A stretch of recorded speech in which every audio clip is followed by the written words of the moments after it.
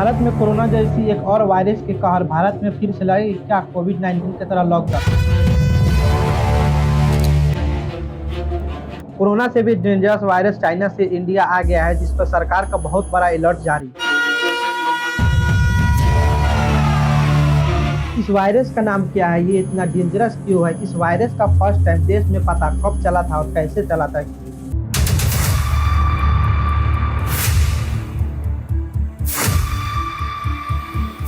ये वायरस ज्यादातर बच्चों पे ही क्यों अटैक कर रहा है, इस वायरस से बच्चों कैसे बच सकते हैं।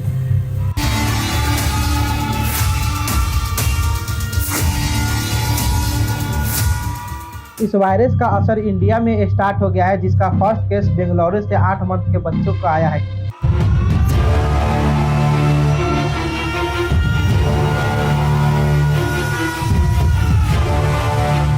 इस वायरस पर इंडियन हेल्थ मिनिस्ट्री ने क्या कहा।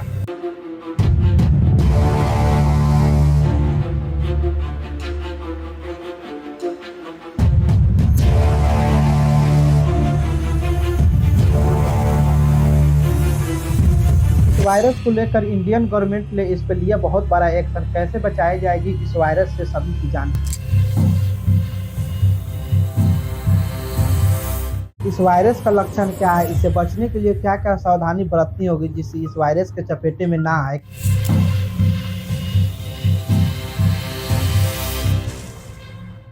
चाइना कोरोना वायरस की तरह इस वायरस को भी छुपा रहा था, जिसे चाइना का बहुत बड़ा एक पोल खुल गया है।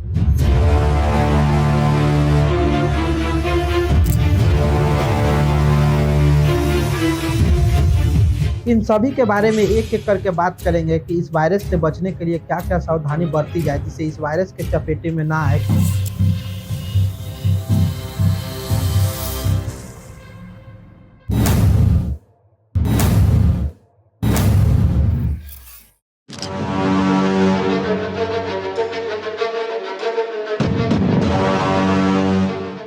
ये कोरोना से भी डेंजरस वायरस है, जिसका नाम है HMPV ह्यूमन मेटान्यूमो वायरस, जो कि चाइना से इंडिया आया है। जैसे कोरोना वायरस 2019 में चाइना वुहान से इंडिया आया था।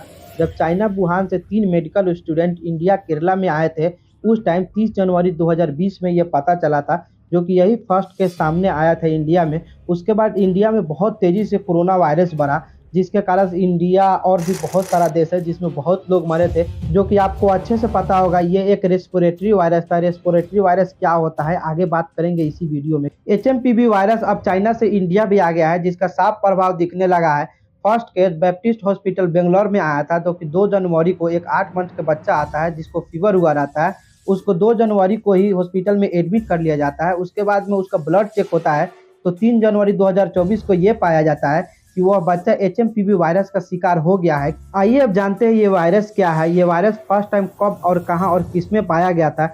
इस वायरस से बचने के लिए हम क्या कर सकते हैं। HMPV जो कि यह एक रेस्पिरेटरी वायरस होता है। अब ये रेस्पिरेटरी वायरस क्या होता है, ये एक वायरस होता है जो कि ह्यूमन के रेस्पिरेटरी सिस्टम में पाया जाता है, जो कि रेस्पिरेटरी सिस्टम यानी लंग्स को यह वायरस इफेक्ट करती है, जिससे ह्यूमन को सांस लेने में प्रॉब्लम आती है। यही रेस्पिरेटरी वायरस होता है। इस वायरस को फर्स्ट टाइम 2001 में डिस्कवरी किया गया था। नीदरलैंड के साइंटिस्टों के द्वारा जानवर में पाया गया था। फिर धीरे धीरे ये वायरस जानवरों से इंसानों में फैल गया और चाइना गया, और चाइना से अब इंडिया आ गया है, जो कि इस वायरस का प्रभाव अब इंडिया में दिखने लगा है। जो कि हाल ही में अभी बेंगलोर में एक केस सामने आया है, जो 8 मंथ के बच्चा इस वायरस से ग्रसित है। इस वायरस का फर्स्ट केस अभी सामने आया है, बट हो सके तो यह वायरस बहुत तेजी से लोगों में फैल सकता है, क्योंकि यह वायरस पिछले 20 सालों से आइसोलेटेड था, जो कि 20 सालों के बाद अभी एक्टिव हुआ है। ये भी माना जा रहा है कि ये वायरस विंटर के ही सीजन में एक्टिव होता है। इस वायरस से बहुत लोग ग्रसित हो सकते हैं, बट इससे हम आसानी से बच सकते हैं और इससे आसानी से लड़ सकते हैं। बट इससे पहले हम लोग ये जान लेते हैं कि इस वायरस का सिम्टम क्या है। उसके बाद इस पे भी बात करेंगे कि हम लोग किस तरह इस वायरस से बच सकते हैं और लड़ सकते हैं। इस वायरस के लक्षण के पता 3 से 6 दिनों के बाद ही पता चलता है कि हमें क्या हुआ है, नहीं हुआ है। इस वायरस को इसलिए डेंजरस और खतरनाक माना जा रहा है कि यह वायरस ज्यादातर बुजुर्गों और बच्चों में ही पाया जाता है, और ये वायरस उन लोगों को ही ग्रसित करता है। और ये वायरस उन लोगों के लिए भी डेंजरस हो सकता है जिसको पहले से ही लंग डिजीज और रेस्पिरेटरी जैसे प्रॉब्लम में है। इस वायरस को इसलिए सीरियस लिया जा रहा है कि ये वायरस 5 साल से नीचे के बच्चों और 65 साल के ऊपर के बुजुर्गों, ये दोनों इस वायरस के चपेट में आ सकते हैं। बट ये वायरस उनके लिए बहुत ही डेंजरस साबित हो सकता है जो पहले से लंग डिजीज के प्रॉब्लम में हो, उनको पहले से सांस लेने में कोई दिक्कत हो, उनको दम फूलता होगा, उनको अगर उनको पहले से कोई कैंसर वगैरह का कोई शिकायत होगा तो उनके लिए वायरस बहुत ही डेंजर साबित हो सकता है कि as compared to normal person इस पर्सन को बहुत ही ज़्यादा हो सकता है, 70 to 80% चांस होगा कि ये वायरस उनको अटैक कर दे। ऐसे इस वायरस से ज़्यादा डरने की बात नहीं है, ये कोरोना वायरस की तरह वायरस नहीं है, ये बहुत ही नॉर्मल वायरस है। जो ये रिस्पायरेटरी वायरस होता है जो कि 2001 में इसका खोज किया गया था। ऐसे रिस्पायरेटरी वायरस बहुत है, ये कोरोना के कंपेयर में बहुत नॉर्मल वायरस है। कोरोना में होता था कि एक दूसरे को होता था, फिर दूसरे से तीसरे को होता था, बहुत स्पीड में फैलता था।